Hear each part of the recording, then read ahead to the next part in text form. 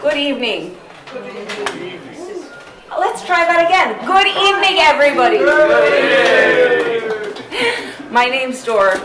I'm one of the hosts tonight, along with my lovely counterpart, Lauren. And we're very happy to welcome you all to the first Wednesday series. And the coin just dropped last week. We've been running again for a year now. So last August was our first meeting post-COVID. So it's wonderful to be here, and it's wonderful to have a year to our name. And today we have a very special guest, Bernadette Gallagher, who has made her way here all the way from Cork. And she's read at multiple spaces at the Ovale Winter Warmer. She's won multiple Arts Council grants and awards.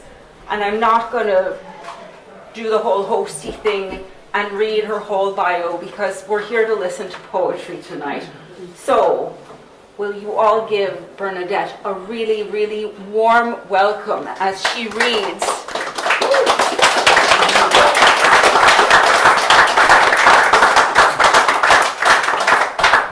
And I believe Bernadette is going to read from The Risen Tree from Revival Press, that is a relatively new book on the scene. I think it was launched in March, thank you. And it's lovely. And we have copies for sale outside, which you can pick up in the break and at the end and throughout the evening. So Bernadette, let's try that again. I want the rafters to shake. Thank you so much, Dor. I feel a little less nervous now, because I can tell you I was shaking over there as much as if I were going to be reading at the other White House. It's lovely to be here in the White House, Limerick, as guest poet for this first Wednesday of August 2024.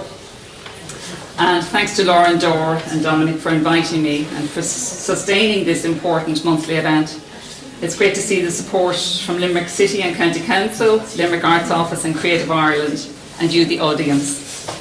As time is limited, it might be best if you hold off any applause until the end, because I know there are people getting trains to Cork and Dublin later, and I really appreciate you taking the effort to get here.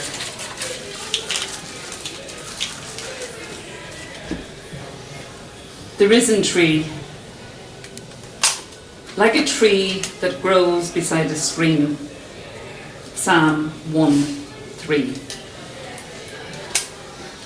On my run yesterday, I noticed a tree, fallen, branches growing straight up. There must have been at least 20, though I didn't stop to count. I think of all the dead below us, feeding us, sustaining us, wanting us to go on. How soon we forget, need to forget, to go on. Another runner runs towards me, fast stride and a greeting that only runners share. He buoys me up and I feel my pace increase. I go on as he goes on.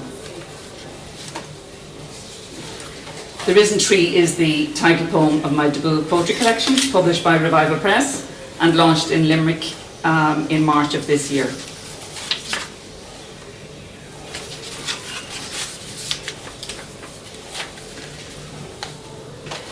Born into madness. Some trust in their war chariots and others in their horses. Psalm 27. In the dark he came, sword in hand, and a mind to wreak havoc. He flailed, killed the monsters inside his head, frightening for an age to come those outside. His shadow falls, prolonging winter. Even Cerberus cannot hold on to him. To paraphrase the American writer Ursula Le Guin, and I'm sure she's not the only one to have said it, everything spoken is shaped by the person who hears it. You will have your own interpretations of what these poems are saying, and your understanding is as valid as any explanation I might offer. The next few poems are published in Jarmuth, but not in the Risen Tree. And I'll come back to it at the end with a few poems from the Risen Tree. Hanging number 2. There is no story that is not true. Chinua Achebe for JL. I relax in Inchidani reading Things Fall Apart by Chinua Achebe. I follow his life, page after page, afraid for what is to come for Okonkwo. You, walking your dog in the wood near your house, encounter a man hanging. As if you were a squirrel, you scaled that tree and brought him to ground. You did not know his name, then or now, but know that he lives.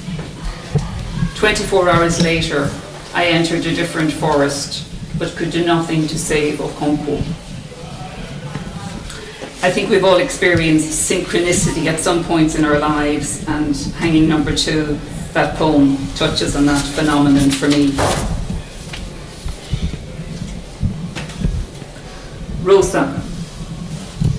Do not prune the roses, said Vita Sackville West. Strung together, let them grow to 4 feet at best. Dig the hole deep and fill with rotted waste, filtered by worms to our taste. The rose metamorphosed in Istanbul, bringing squares of pale pink tossed in ice to tempt my love until death cuts off a branch, dropping a single white flower below.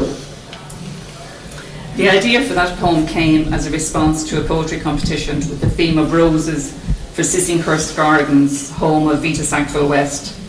Vita loved her garden as I love mine, and I was particularly taken by her advice not to prune the roses.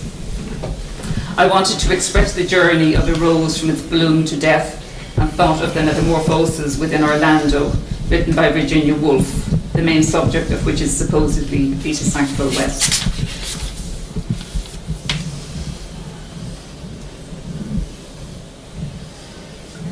The swallows. The swallows returned to their old nest, protecting their eggs. He stood guard at night. No match for the magpie who attacked at dawn. Feathers askew, they fly in concert with friends and start all over again. I had written this poem in response to the real-life story that's contained within the poem. When the call-out came from Ropes for stories for independence, I felt this was appropriate, and so did the editors. That was in 2016.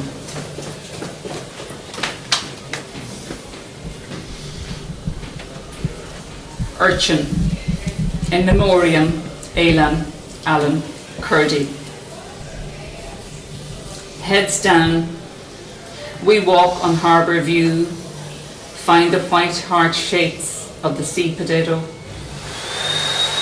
light as a feather, empty of life. Small holes in a precise pattern, visible now that the soft spines to fend off predators are no longer needed. Alan Curdy's family tried to reach the Greek island of Kos from the seaside town of Bodrum in Turkey when their rubber boat capsized in September 2015. 5 people died in the incident, including his mother, Rihanna, brother Galib, and 2 others who were on the vessel. The only member of the family to survive was his father, Abdullah. Walking on the beach a few days later, I came across the empty shells of the sea urchins. And only yesterday or the day before, I read a few days ago, 44 out of 45 people lost their lives crossing from Tunisia to Lampedusa.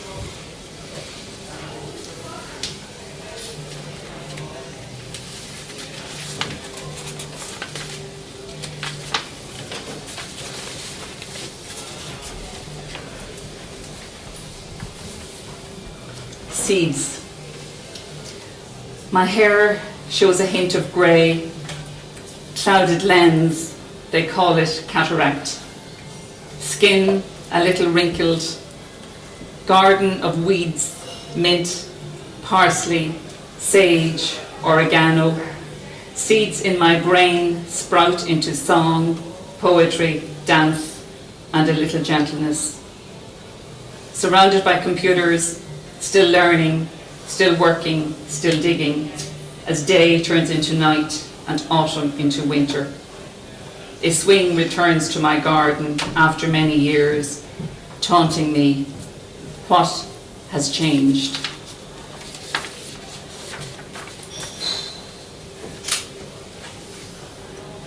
Doorway. Lens distorted, I enter your world through a door locked in time. There is no going back. The last two poems were published in stanzas, Ecphrasia chapbook in August 2016. The editor was Shane Vaughan, writer and photographer. The poem Doorway was commissioned by Stanzas as a response to a visual image. We had a lovely evening in the Hook and Ladder on Sarsfield Street in Limerick, reading for Stanzas. I met Shane during his days of photographing at Ovale in Cork. He was wonderfully supportive to budding writers, irrespective of age, and such a great photographer.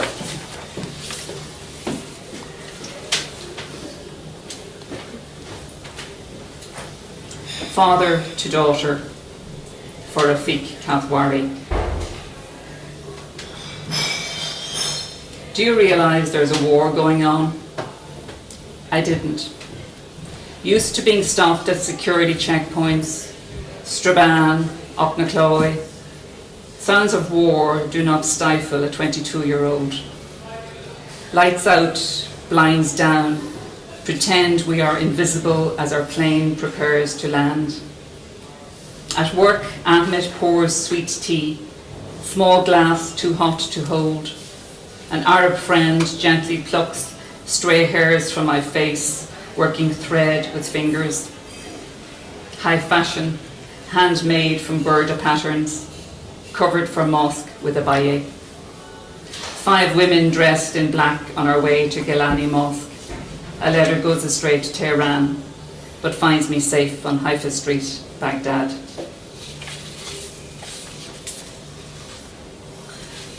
I wrote this poem after reading a post on Facebook by Rafik Kathwari about Blair going to be put on trial for war crimes in 2016. It was 30 years after I returned from Baghdad before I wrote a poem touching on my experience there. The story of a city and its people continuing to live and work in the midst of war. This poem was translated into Arabic and published in an Egyptian journal earlier this year.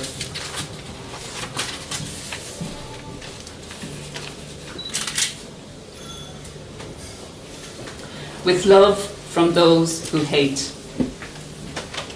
The earth on its axis circles the sun. Put a near trumpet to this spinning womb. You'll hear the fighting of our brothers and sisters through veins of rivers and mountains. Most of us talking at once, few listening as the bombs are placed with love from those who hate. We bury our memories of Baghdad, Bamako, Belfast, Beirut, Cairo, Casablanca, Madrid, Monaghan, Paris, London, and all those unnamed places, unmarked graves, to be unearthed by the next generation in stories kindled to celebrate as they launch into orbit another poisoned arrow. And this poem was in a response to the bombings in Paris in 2015. After all that hate, let's have some love. Mycelium. A mushroom, its head above the ground, threads below casting a web, carrying water to the roots of oak, ash, hazel. We gorge on truffle, admire chanterelle, and avoid the enticing fly agaric. thread from baby to mother, that cord, though broken, still connected by an unseen strand of tissue. A forest floor erupts. Love is always here.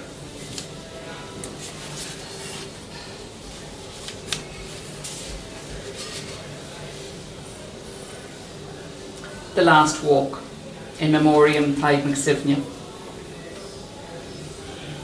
I walk through the forest, carrying the sadness of your leaving.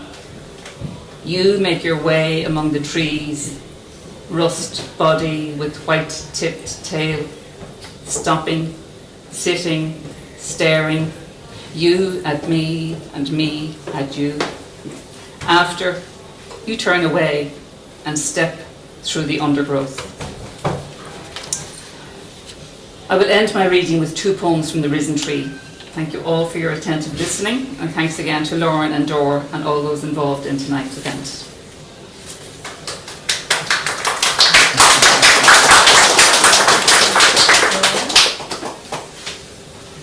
Captive. Fling wide the gates, open the ancient doors.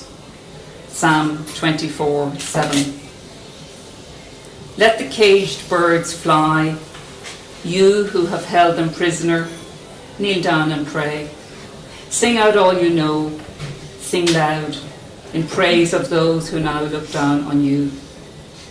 Listen to their song, and know what you hear is the word of angels.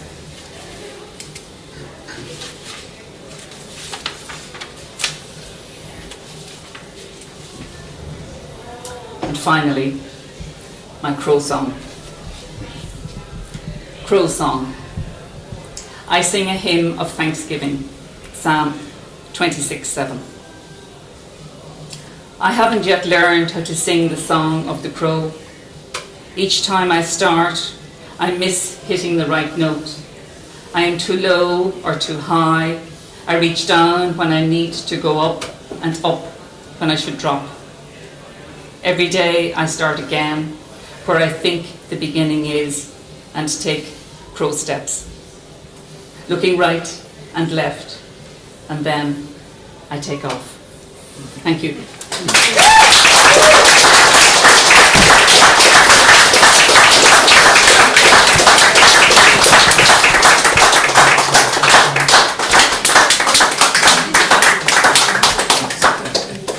Thank you so much for that wonderful reading. We're going to take a 5-minute break, but before we do that, just to let you know, the collection is for sale. There are copies outside of here, and Marion will be... glad to take your money. Yeah. Right. And also, after the break, we have a tradition here where we pass around a poster of the event for people to write comments for Bernadette. So that will be going around after the break. So go get a refreshment and come back in 5 minutes. Good evening, everybody. How y'all doing? Very well, thank you. Thank you, Sheila. I'm glad to hear you're good. How's everyone else doing? You're a bit tired, but it's not. My name is Lauren, for anybody who hasn't met me yet. Thank you all so much for coming out here tonight.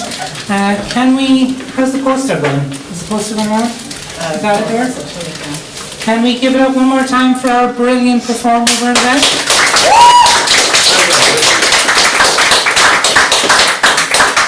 Bernadette, I usually try and I get into very much a trappy mode usually when poets come up, but I was so mesmerised by your poetry. I just lost into it. But it was really beautiful, and thank you so much for reading those tonight. For those of us who were late, Bernadette will make house calls. Too much information, Tom. One of my horses came home this evening, glamorous glam.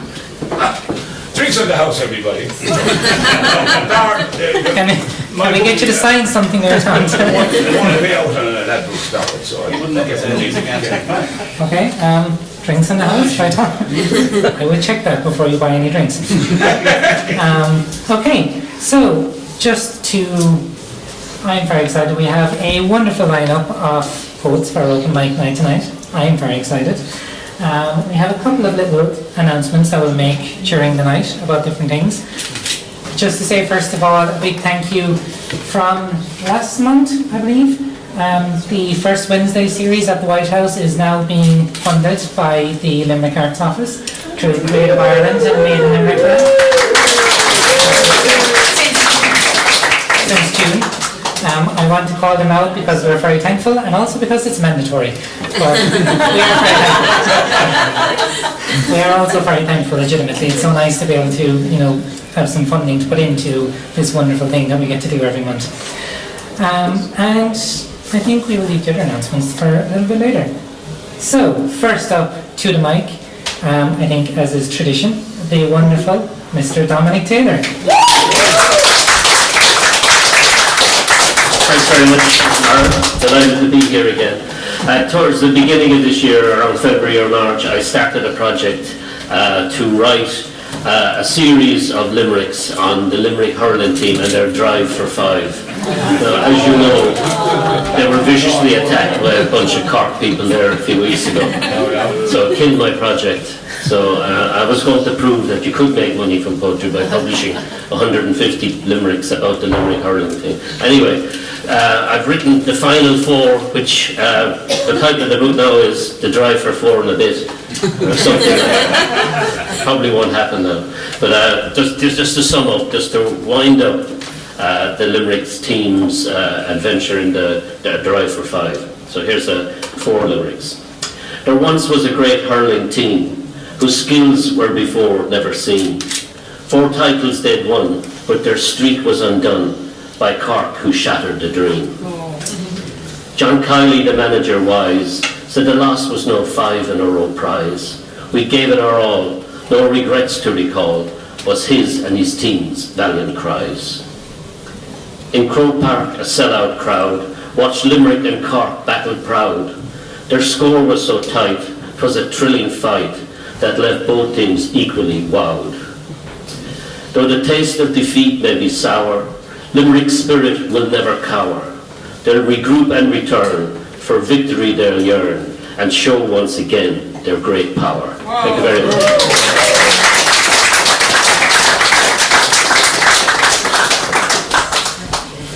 Thank you very much, Dominic.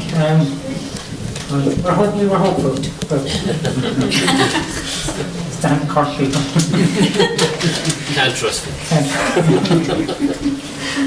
Up next, we have the wonderful Ms. Cora Peters. Can you give her a round of applause? Thank you, Lauren. Clearing out the house. After you had gone, I white walked round your house on Easter morning, gathering up the life you left behind in plastic bags and boxes, all your precious earthly things, your antique dressing table with the ornate beveled mirror, your powder puff and perfumes, your harlequin framed glasses resting on your book beside your cigarettes, your wedding and engagement diamond rings. Hanging in the chifforobe, your beaver lamb for a coat. I lean in to rub my cheek along its softness and inhale the heady scent of hyacinth and honeysuckle crystal by Chanel. A handbag on the shelf, full of mortuary cards of people long forgotten, some letters never meant for other eyes, and a book of green shield stamps. The hot press is still stacked with starched white linen and winter sheets of candy striped brush cotton. Beside the Belfast sink, the ham pot that the neighbours queued to borrow every Christmas Eve to boil their hams. I fill the whistling kettle from our childhood, just to hear the rooster's head that whistled when it boiled. I pour the tea and sip it from your willow patterned cup, an elixir of high magic that brings me back to times when all the ones I loved were still alive and everyone was kind, and spirited and carefree was all that we could be. Sitting in the kitchen in the shadows of old ghosts, the grief that I had turned outside in came crashing to the fore, and I lamented how those lives that burned so brightly could be fleeting as the fireflies in the gloaming.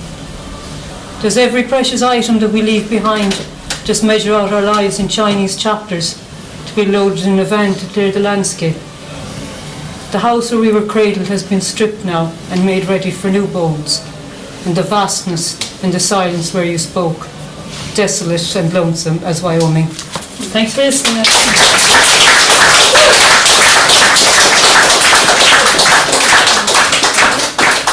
Laura, thank you so much. And I also love that your outfit is reflecting the sunshine outside. It's the only sunshine we'll see today. Up next, we have Mr. Eamon Maguire. Eamon here.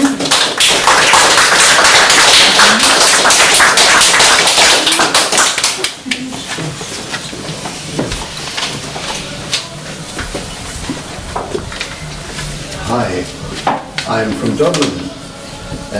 We won't hold that against you. I'm involved with the running of an open mic session called the Sunflower Sessions. And we would love you all to come and read with us. And you may find it easier to get out of Dublin by train than I'm going to find it to get out of Limerick by train tonight. So, the last Thursday of every month, in the Lord Edward, which is across the road from Christchurch Cathedral, which is hard to miss. What time is it? Starting at 7:30, finishing around 10:30. So I understood, we do things by minutes up there, so I understood I can read 2 poems. There was a lot of talk about solar eclipses earlier in the year, and here's one about a lunar eclipse that I enjoyed when I was still commuting from Maynooth to Dublin by train back in 2010, when they were still giving newspapers away for free in every railway station. It's called Winter Solstice Lunar Eclipse 2010. They travel oblivious, each rhinitic snout tucked deep in a metro or a vapid vampire novel. But I have seated myself with my back to the engine driver, the way my mother would never sit on a bus for fear of shower-bang sickness. And looking west, I'm watching the slow, deliberate devouring of all that green cheese by the hungry earth shadow mouse. The moon is being swallowed by darkness, as the mead fields have been gobbled by gluttonous snow. The question now is whether to broach the startling motion of the heavenly spheres with my neighbour passenger, so busy weighing city's failure to go top at Everton, or let it go. Oh, a small step for a shoddy planet's puny moon, you may well say, but I, for one, have been inspired to see that pale sky nugget, very much one of our own, upstage the swaggering solstice sun. This is a slightly longer one. And this one dates back to the 60s, when we still had Nelson lording it over Dublin. If you know your Penguin modern poets, you'll know which books I'm giving a side mention here to. It's called 2 Coins, and it's for my sister on her birthday, 23rd of April 2012.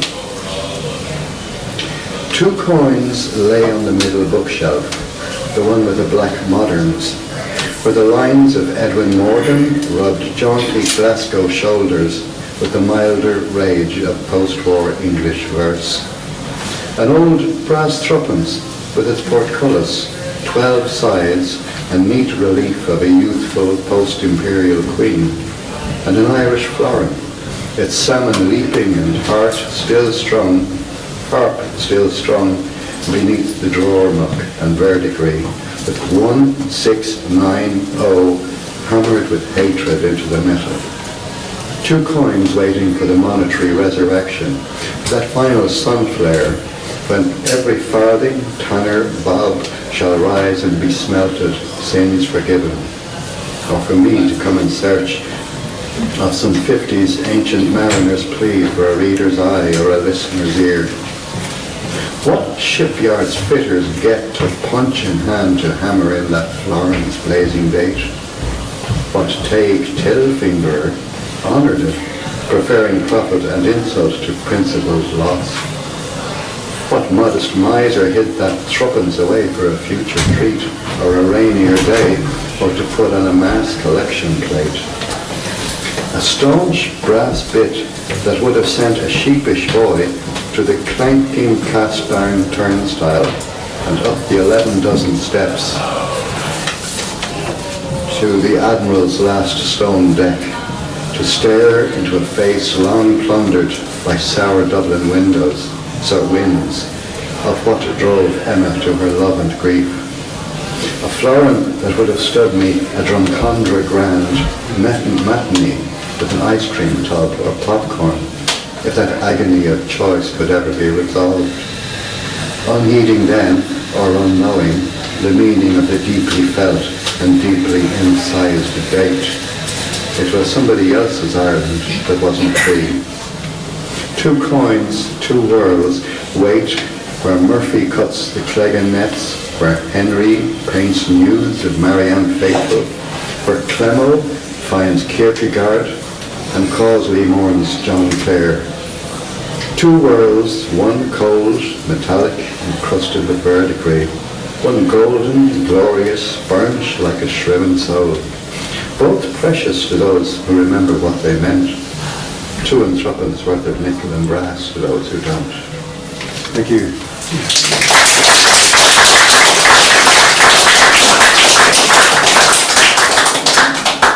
Thank you very much, Amy. The Royal Creative Ireland has given us an allowance of 1 Dublin person per event, so it's fine. Up next we have Dick Edelstein.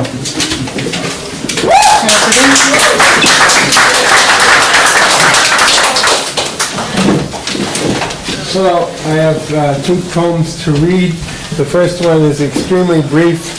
It was written a few days ago, and it corresponds to the genre of sunrise beach poems. Sandymount Strand, Circle K. Nestled in between a curated display of car care products and an industrial strength napkin dispenser, I take full possession of my 30 centimeters of counter space. Beyond the vans and lorries, a segment of horizon, a seascape in fact, complete with seagulls. My latte tailored to personal requirements by an impersonal machine, a croissant whose origins mightn't bear close scrutiny, a measure of contentment, a measure of reality. The next poem was chosen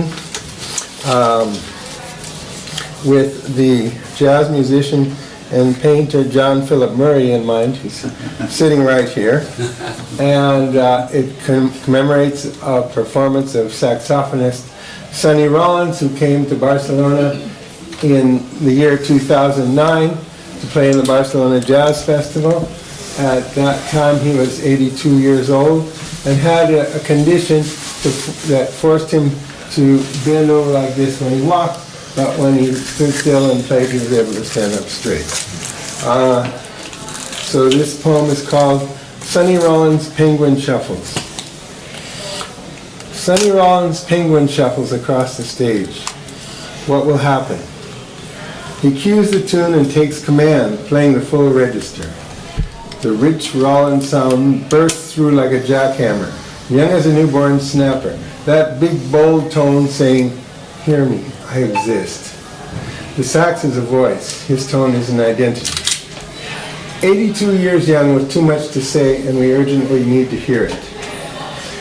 Amidst the new-centista tiled splendor of the Palau de Música Catalana, he takes the helm of a sonoric voyage, with guitar, 2 tap-dancing percussionists, a tiny full-tone bass and a sassy trombone, playing swinging post-bop with a 70s soul twist.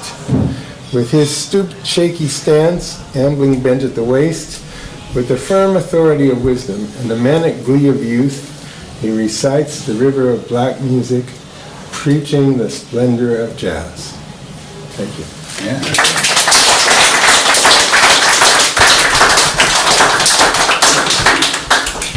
Thank you so much, Dick. You have a wonderful voice. I could listen to it all night long.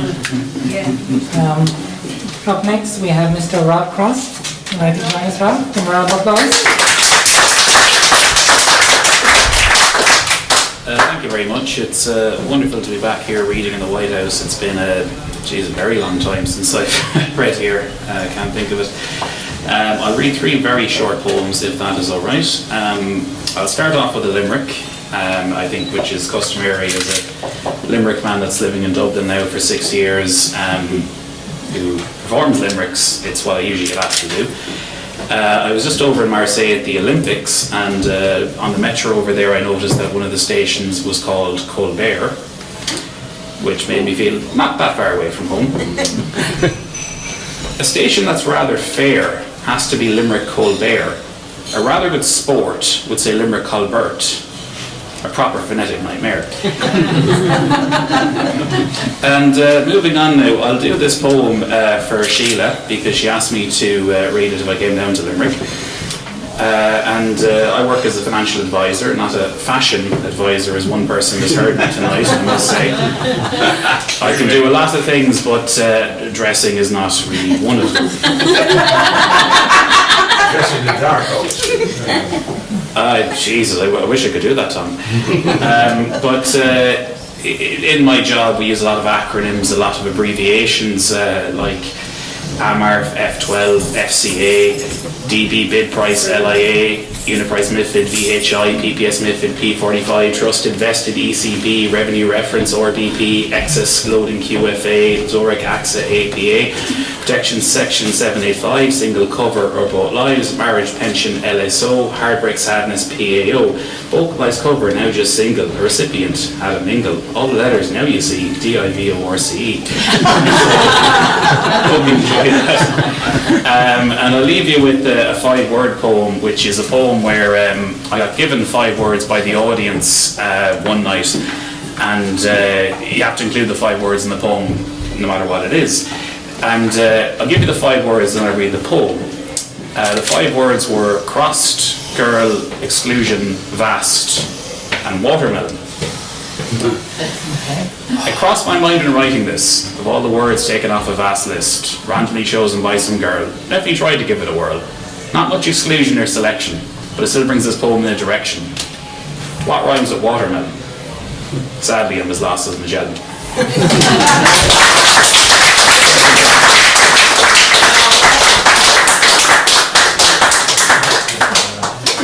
There's always someone who shouts watermelon, isn't there? There's always one. Up next we have Mr. Dara Roach. Give a round of applause, everyone.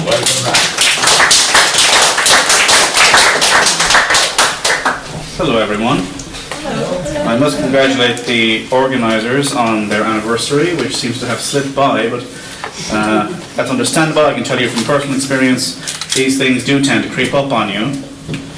Other things creep up on you too, but we'll leave that aside. I'm going to read you 2 rather contrasting poems, if there's time for that.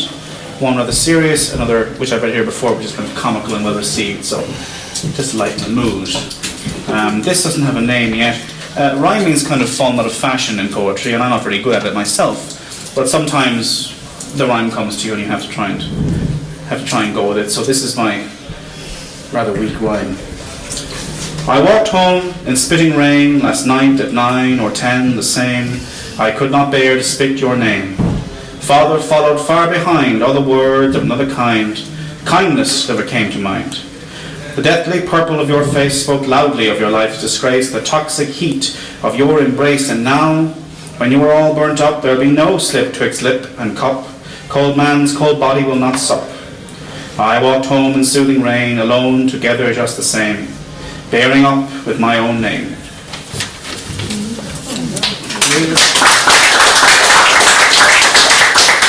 Now that's not fair, you didn't clap for anybody else's first. Now I've read this one before. I actually wrote this while I was here the last time because I had nothing to read, and Sandy was here and I thought I'd lighten the mood. This one does have a title. It's called Writing Poems While Drunk.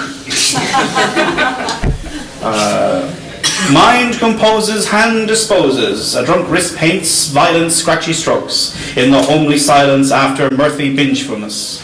A scarf blown in the wind becomes an unbecoming metaphor for the muse of overconfidence. And swaying softly at the kitchen table, Trump's genius will be unreadable tomorrow. Thank you.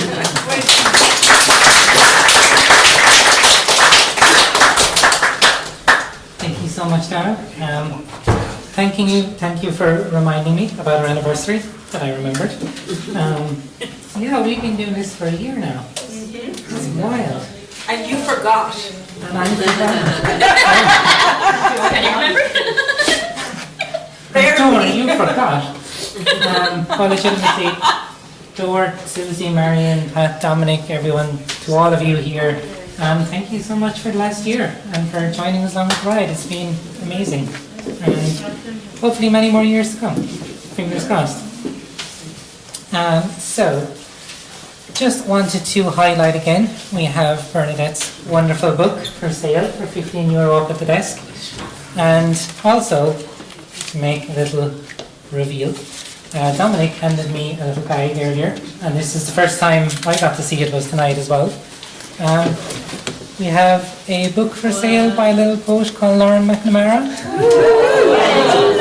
which is, thank you very much.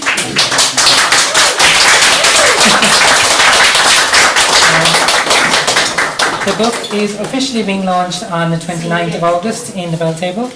You're all very, very welcome to join if you are free. There will be some tea, coffee, maybe even snacks. And so please do come along, but if you can come along, I have gotten permission to sell a few tonight as well. So we will have them up at the desk as well. So both books are €15, but we have a special revival press deal that you can get the two of them for €30. And that, I think, is just a wonderful offer. So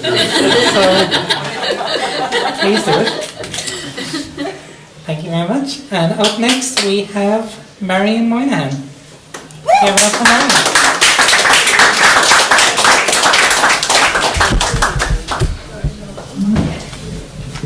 Marion is coming from the back. We'll give her one more round and go on.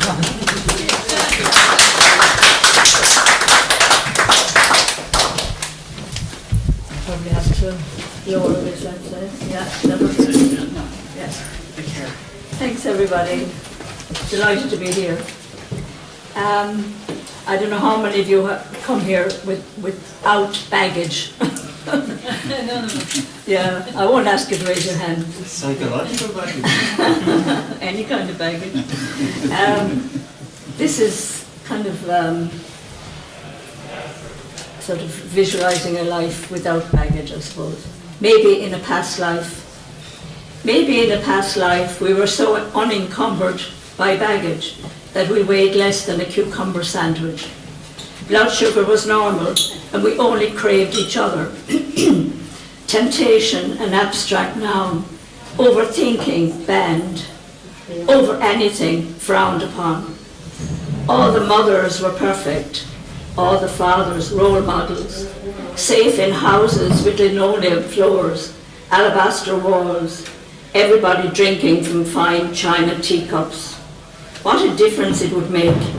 We would mourn no one, not even ourselves. We could be radicalized in a good way. To see strangers not as enemies, nor as direct clones of our mothers.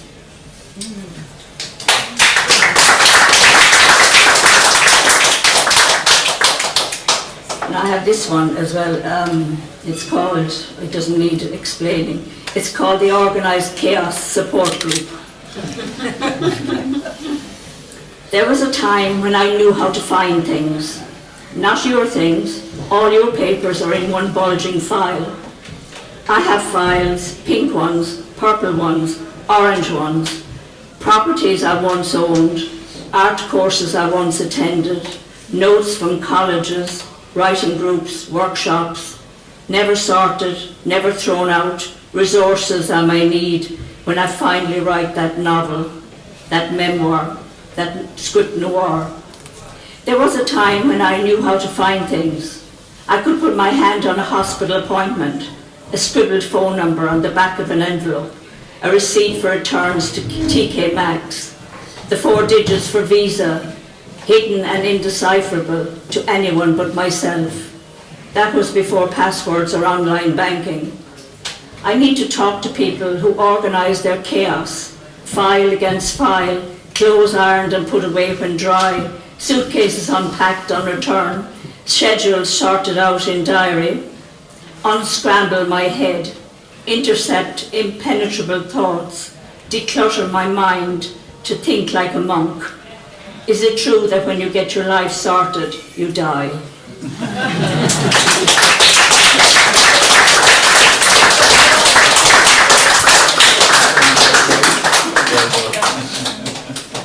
Thank you so much, Marion. Marion, before you sit down, if you want to let Neil out, he's up next. Oh yes, Neil. Neil was telling me earlier he's come over probably a while ago now from the UK and is still trying to figure out Irish people, but is getting there slowly but surely. So, take it away, Neil. Give him a round of applause.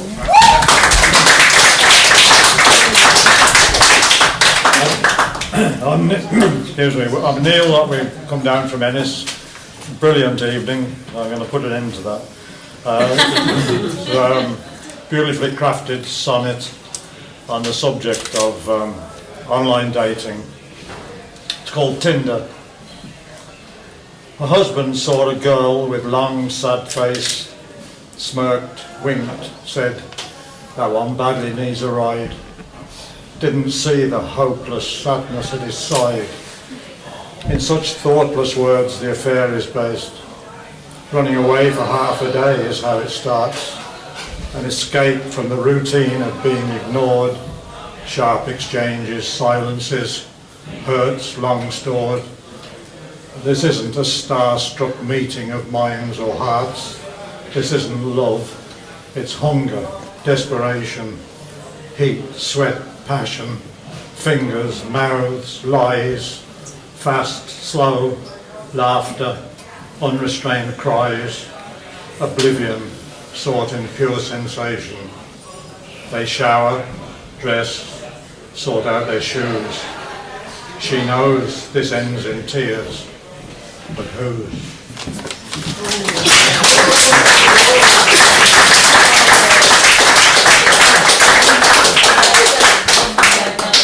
Thank you so much, Neil. That was wonderful. Up next, we have the wonderful Rachel Stanley. Rachel out from the back.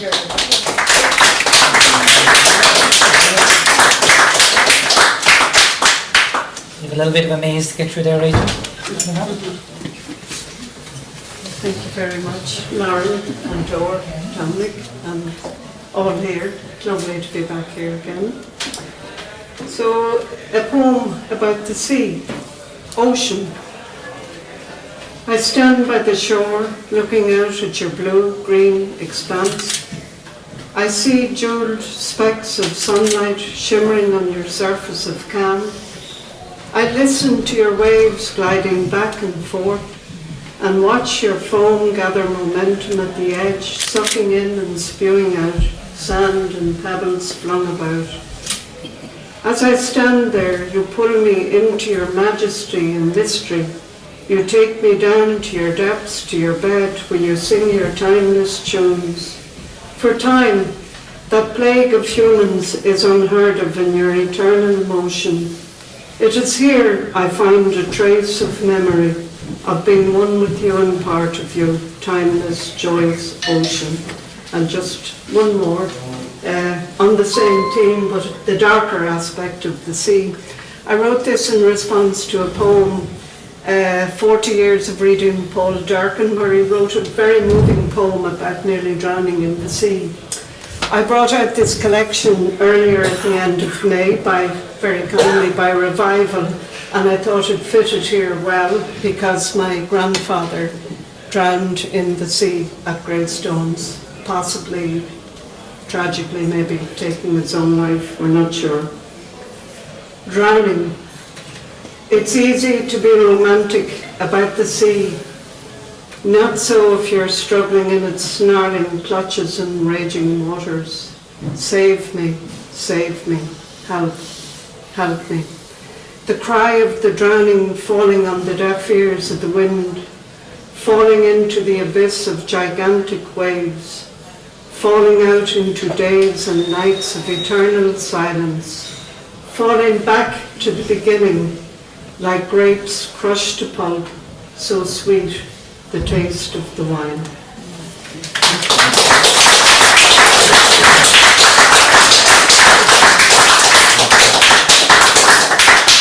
Thank you so much, Rachel. Speaking of anniversaries, I believe in the last few weeks Limerick Writer Centre had their 15-year anniversary. That's right, last Friday. Last Friday.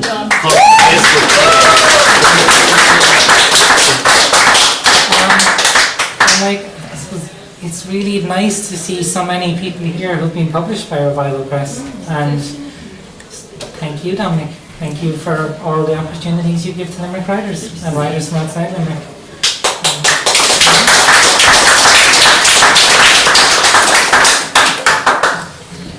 Up next we have Pauline, who I think is also trapped in the back. All the way from Dublin. Oh, another Dublin person.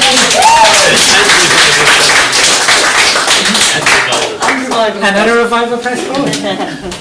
We should go on tour. It'd be great. I'm just going to read one. I used to work in a cab company at night. The night shift is a very strange place to work. And this young lady came to me one night, slammed the door open and lay down under my feet. And I've never forgotten her. The Crumlin Rose. You came loudly into my life, high heels clattering in the night, seeking relief from the seeping coldness of streets and strangers. Later, you would come quietly to share my midnight meal, watch the dawns approach, and whisper to me of the indignities of old men who liked your skin to smell of vanilla and chocolate, of their marble cold hands, of the heroin blazing through your veins, of your ambition to stride confidently down catwalks, to place your name like a hot, fleeting kiss on the lips of all those who made you feel invisible. You would achieve one goal, your photo on the front page, your name headline news, laid out in your coffin at 16 in your favourite pastel blue suit. Thank you.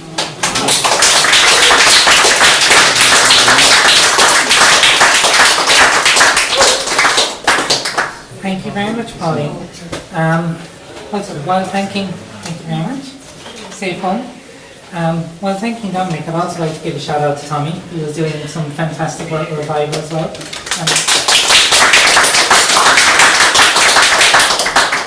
I'm sorry for meeting you there. Tommy was our reader last month as well and was phenomenal. Up next we have a member of a Limerick writing family dynasty, one of our finest regulars, Miss Sheila Fitzpatrick O'Donnell.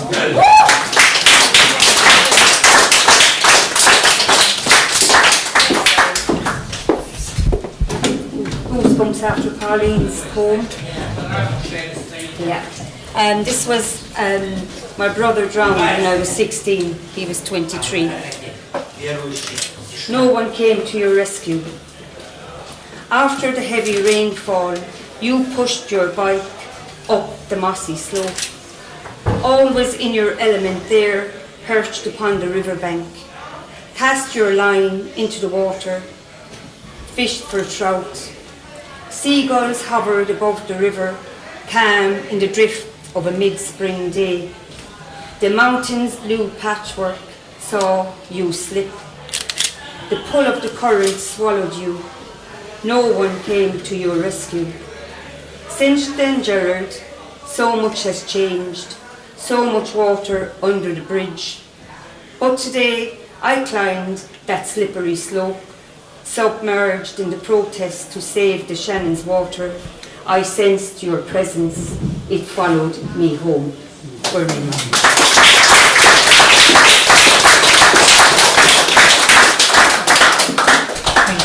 you know, I love how, you know, so many times this happens so often, just like poems start mixing and intertwining, and there's always so much connection between us all. Up next, we have, I'm so sorry, I hope I'm going to pronounce this right. Shamalik? Jamalik. Jamalik. Yeah. Please, take the stand.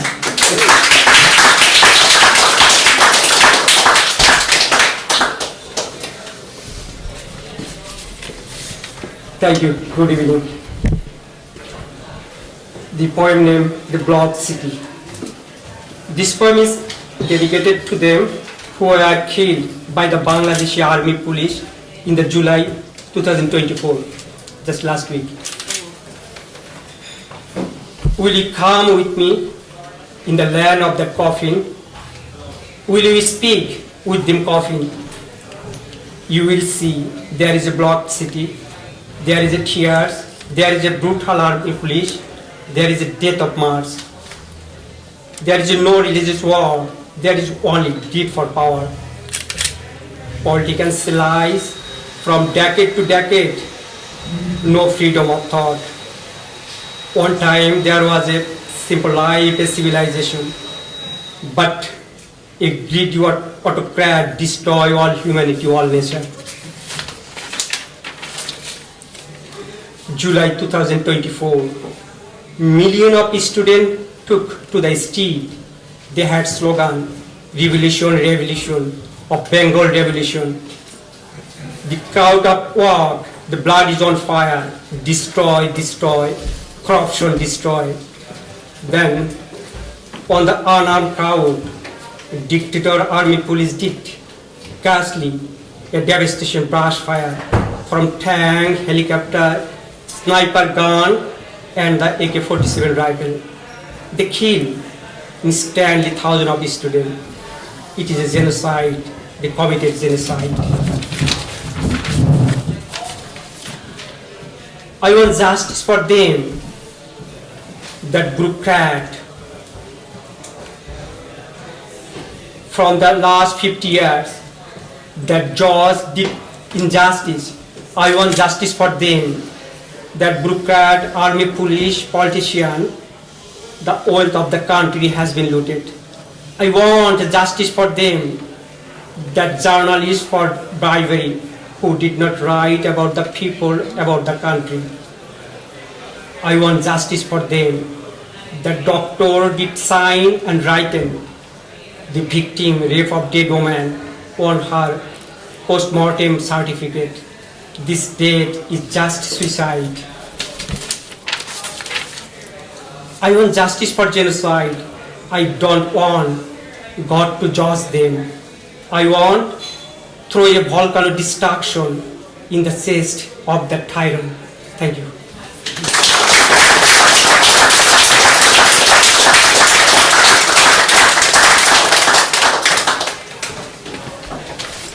Thank you so much for sharing that with us.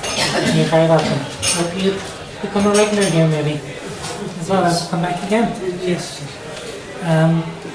Kieran, you'd like to make your way up from the back? Another one of our wonderful regulars. So I have two poems tonight. They're both more personal than what I've been reading over the last year. One's kind of serious, one's a bit lighter-hearted as a counterpoint to it. So the first poem is called Bush, Lines on Recovery, and it describes the process of recovery from a bout of depression. So it's Bush, Lines on Recovery. But there was no epiphany. A pilgrimage of sorts, yes, but no instant reveal, no bunting. But I would compare it to the growth of a stalagmite, incremental in the half-light. But Ted surprises me, winks and says, "You've lost that hunted look. You cling like glue to such graces, but know they mean not. Jumping at your own shadow is an industry hazard, but it's not that it's a tough station getting to know yourself better, but you do tend to tire yourself incrementally. You crave a tryst with an armoured band giver, but they do not exist, not even in the folk tales of the wounded. Still, the blackbird hops and sings, but is blind to its pressing end. So the second poem, I have a doppelganger here in Limerick. This is an unrhymed sonnet called Ode to My Doppelganger. Cloud my dreamtime, crowd all my lively days, my Limerick city double, you have cheek. My dear mother who nursed me as a babe, saw you in Perry Square, thought you were me. I've been seen dropping my 3 kids to school, although I've neither girl nor boy. Once a girlfriend caught me sculling pints. That night I stayed in to write a story. In a dark, unruly smoking area, a man unknown to me exhales and frowns. Are you from Tomangate? He asks, uncertain. At least now I know where you may be found. Yet which of us will live longer than the other? As yet the grass must fall before the mower. Thanks very much.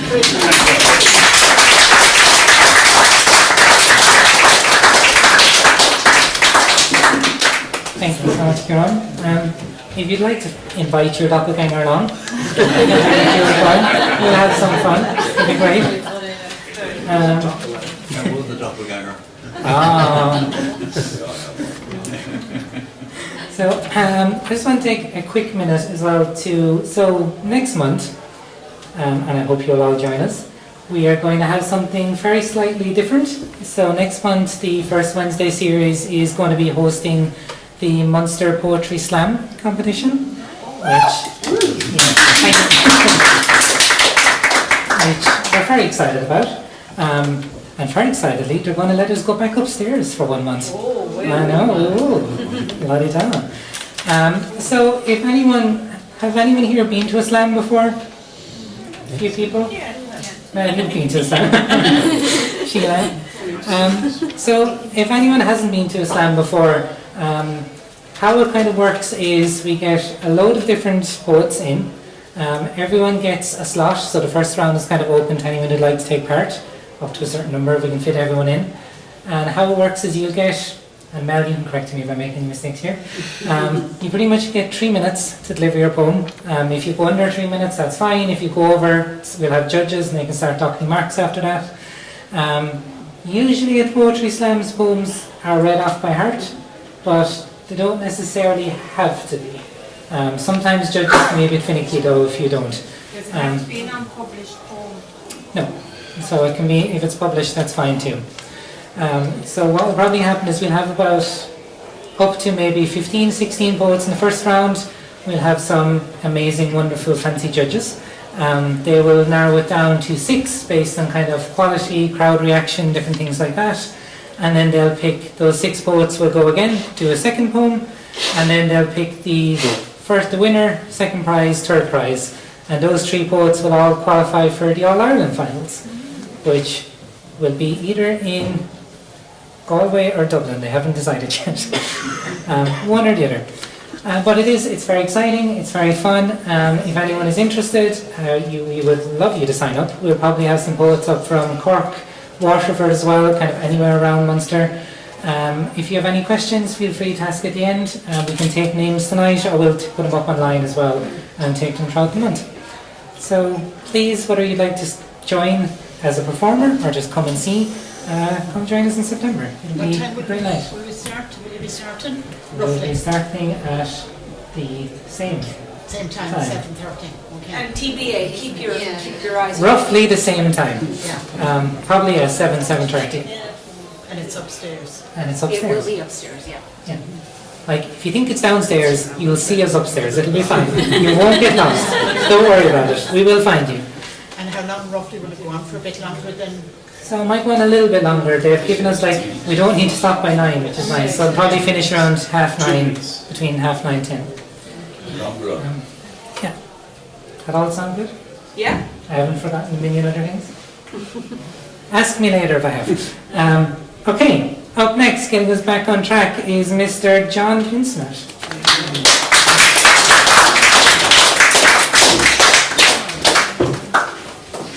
Well, John is also stuck in the back.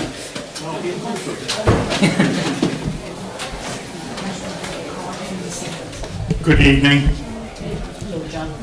I'm reading a piece that I wrote in 1977, dedicated to a man connected to the place my wife and I live in, Herbertstown, County Limerick. To Willie Lavery, who died May 13, 1977, aged 81. That trembling world. Don't go near the bog. You can't trust its surface. But that hot August day in '73, old Willie offered me to show where turf was dug in the 40s and 50s, and where he and Mick Casey swam as children. I drove us to Ballinard Burial Ground, and Willie's shod, Sean and his father's crescent sickle for him, stout walking stick and shovel for me. We headed through Garrett Barry's fields and hedges down towards the irregular pool-specked basin, its greens and browns like thick, half-crusted syrup. Soon, near a straight edge, saying nothing, Willie walked out onto water. His boots just 8 inches of funnel tops, the surface rippling 10 feet in concentric circles on the impossible great mattress. He told me to follow his much lighter weight. Thinking quicksand, I set out like a spider, legs and supports askew, and watched by Willie and the ghost who had harvested this ground, we explored, sustained by the near-hidden borders of old turf beds. After, in his element, he coolly, expertly cut 8 or 10 sods, pitching them out to dry, not that they were ever collected. Sweating hard in the still heat, after false starts, I cut 4 or 5 just before leaving, promising the greatest water. He led me to a small spring, cleared its source with his sickle, and we each drank 2 shovel blades of the sweetest liquid. 40 years now, and on my walks to the graveyard, the abandoned bog beckons. Its pool still reflecting sky, some days the gentle wind like the near silent footing of turf on that trembling world just below where many of them now lie, including Willie. Thank you.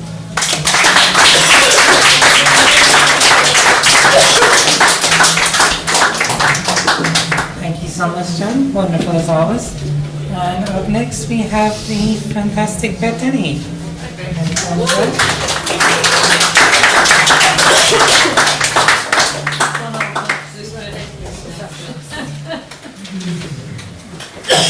You might have to revise that.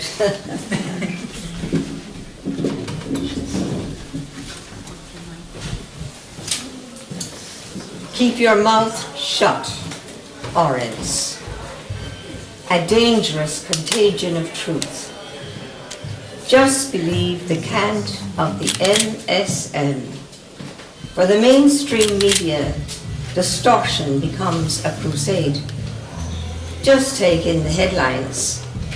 What is there not to believe?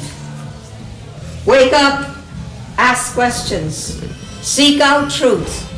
Knowledge is power.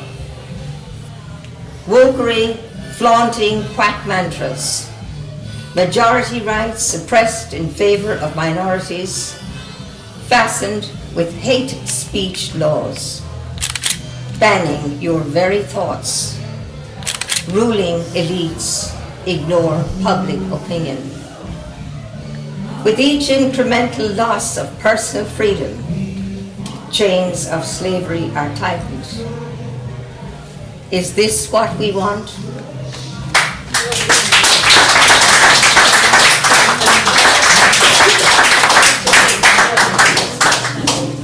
Thank you so much, Beth. Always. Up next, we have Mr. Tommy Collins.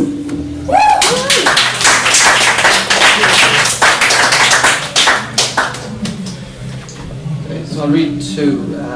I've been working on this one for about 10 years and I still haven't perfected it, so if anybody wants to offer feedback, that would be great. Castle Gregory with Laura.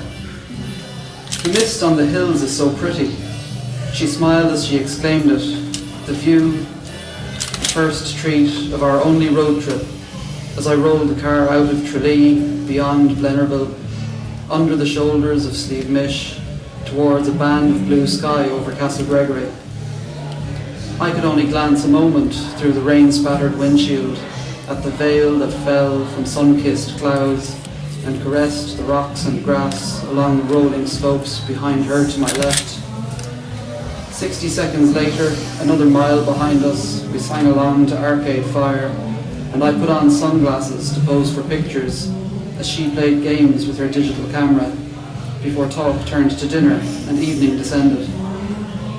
At 10 o'clock we stood and watched through the back window as the sun seemed to melt into Brandon's cliffs, an orb of golden peach that faded to black as the night drew in, the end of something beautiful. And then I'll do one that's so new I only finished writing it half an hour ago. We haven't had good sleep at home the last few nights, so I was feeling a bit anxious today and this poem just kind of came out of nowhere, so we'll see what you think of it. One by one they moved away, left behind Limerick City, the big town, Clare Fringes, left Pennywell and Clonmacon, left Balnacurra and Caherdavin, left Ardnacrusha, Meelick, Ferndale, Woodview, moved away from cycles out to Cracklow Woods and cinema trips, no more Savoy anyway, moved away from community games and petty rivalries with those same neighbours who played for Kuna, moved away from memories of teenage discos, thoughts of favourite spots before they closed, Trinity Rooms, Baker Place, nights drinking in Costello's, Molly's, Mickey's, Nancy's. They grew up and swapped sleepovers and house parties near the Ennis Road for Trinity and UCC, for Maynooth, then Manchester, Edinburgh, Vancouver, teaching in London or Ho Chi Minh City, banking in Bermuda, returning once a year for Christmas, weddings, funerals, catch-up pints, invitations for stag nights, left one by one, left me behind, so that I have now begun to spend my days in nostalgia, so that I greet every delivery man, always wave at the Amazon van, seek a smiling face closer to home.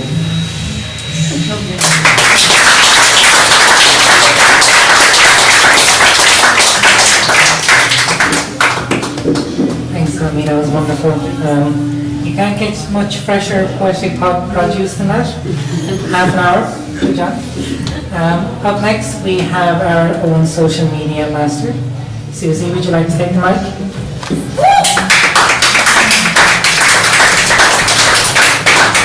Thanks, Laura.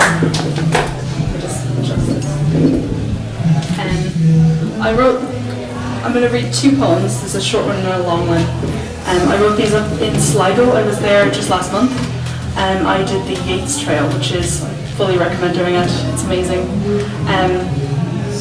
This is called The Song of the Wandering Tourist. And it's just about how I love doing the Yates Trail, but I just found myself doing it as this consumer experience, do you know, where you're kind of treating it as something to be consumed, and I was just trying to get myself to slow down and actually enjoy it, and it's so difficult. Anyway, The Song of the Wandering Tourist. I went out to the Hazelwood to stand in the footprints of someone greater. I walked quickly, There was plenty left to see. I took the photos, took in the sights, stood still by the glassy lake, and when I had it all discovered and half chewed, I drifted back, no less hungry than before. There was more to see, always, always more.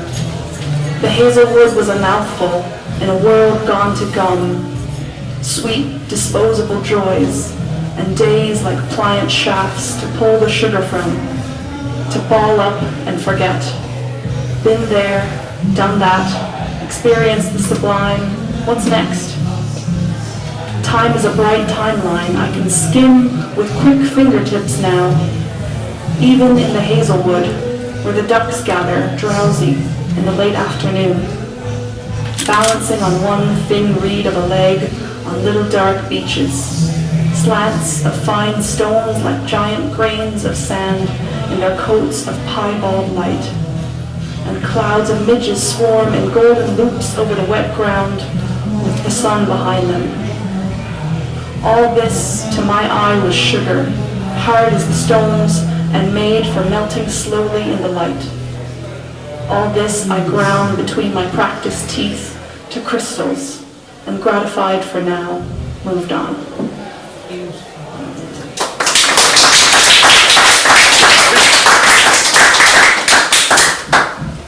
And this one is called Hometown.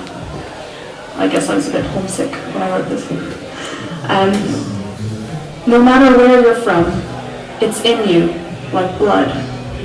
The best and the worst place in the entire world. You know it like a hard, grey mother, hating and loving it like only its offspring know how. Or else, a soft and sleeping mother. Either way, inadequate. It wouldn't be mother if it were enough. And so you go, migrating and returning forever. If nothing else, a mother is a place to embark from. The origin on a cruel graph, where you learn how to abandon things, how to kick off from smooth vertical edges. Thank you.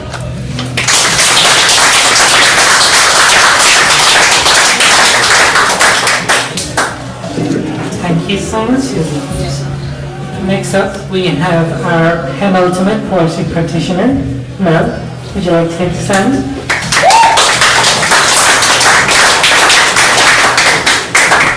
Try and get here early or something, I'm always near the end.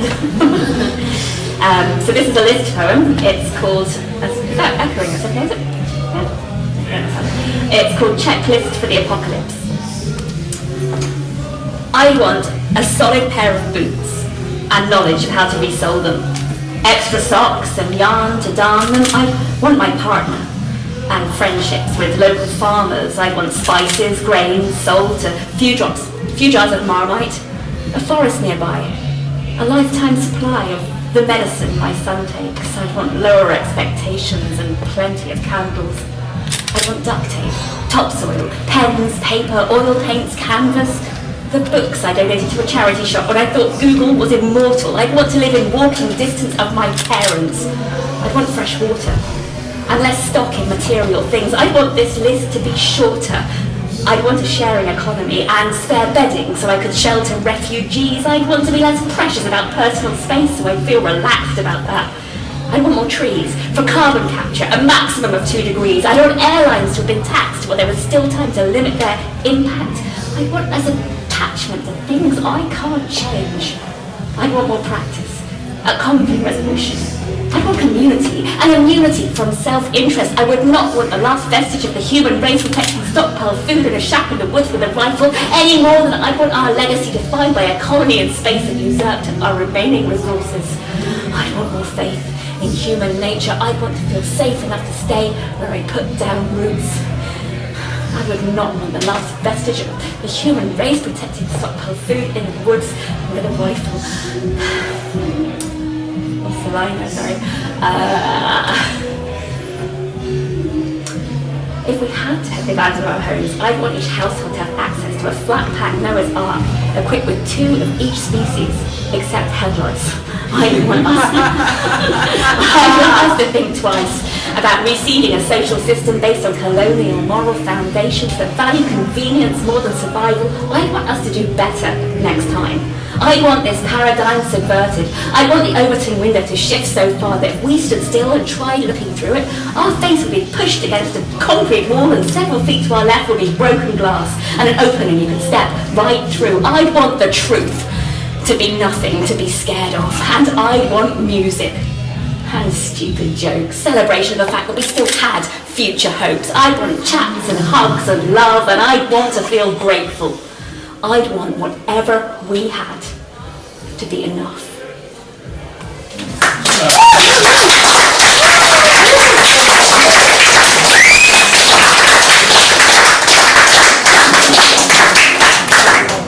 So instead of me explaining all the boring rules, that's kind of what you expect from a poetry slam. There's lots of different ways of doing it, but that's a very good example. Thank you so much, Mel. To finish us off with our last poet of the evening, we have Mr. Shane Morrissey. Everyone give it up for Shane.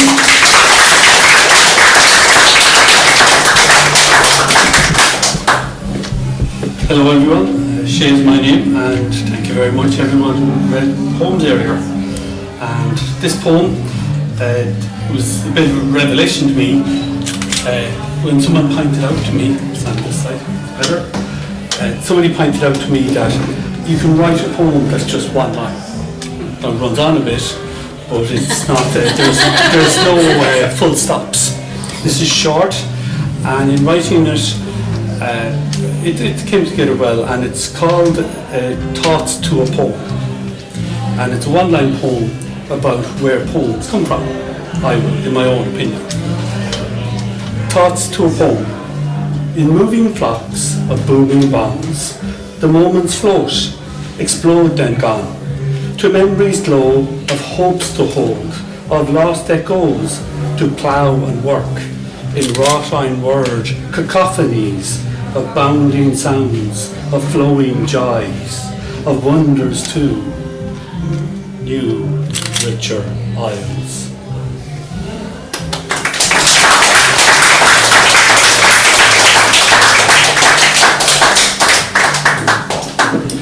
Thank you so much, Shui. What a way to finish us off.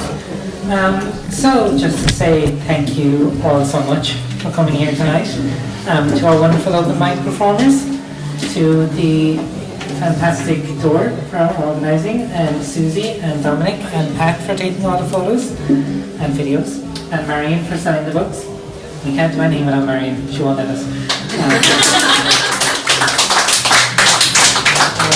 To the White House, to Creative Ireland, to the phenomenal, please give her another round of applause, Bernadette Gallagher.